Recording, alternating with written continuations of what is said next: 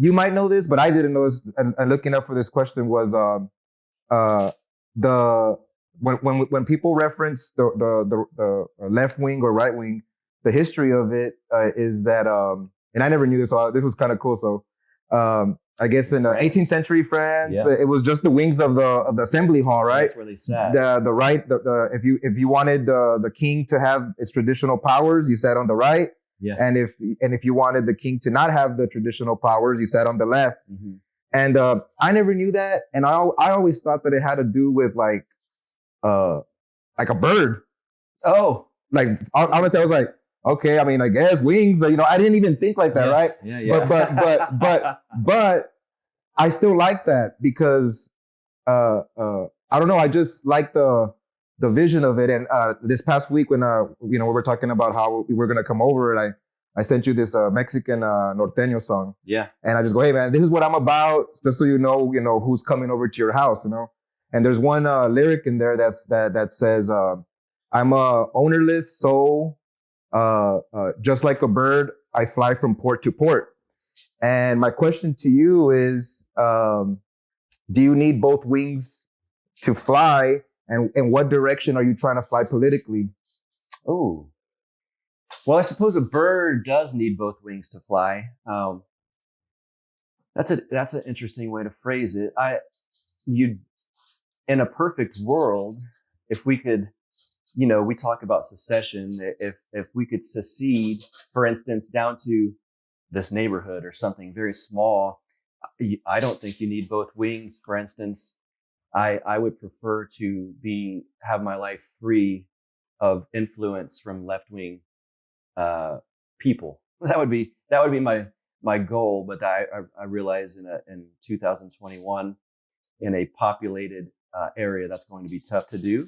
But I try to insulate my world free of chaotic influences.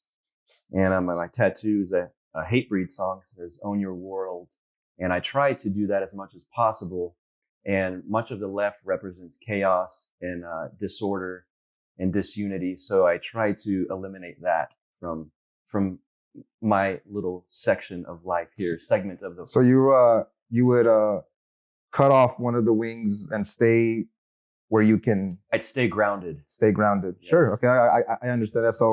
So is the left or left-leaning people evil?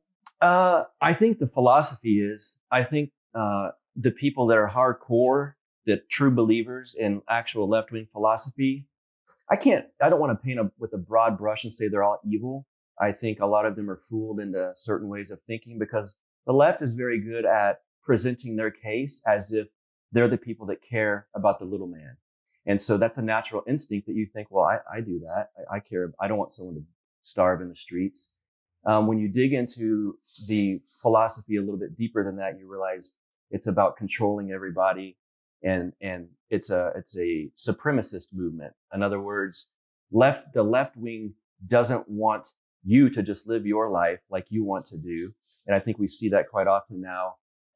They want to make sure that you don't say certain words, that you don't participate in certain activities, that you are forced to give money to certain or the government organizations. It's that one. They want to make sure that you live by their rules, and that's not what I'm about. So are left-wing people evil? No, I don't. I mean, certainly some of them are. Certainly the leaders for sure are. The political class. Yeah, the political class certainly is. And I think it's an evil philosophy, and it's rooted in chaos and control and authority.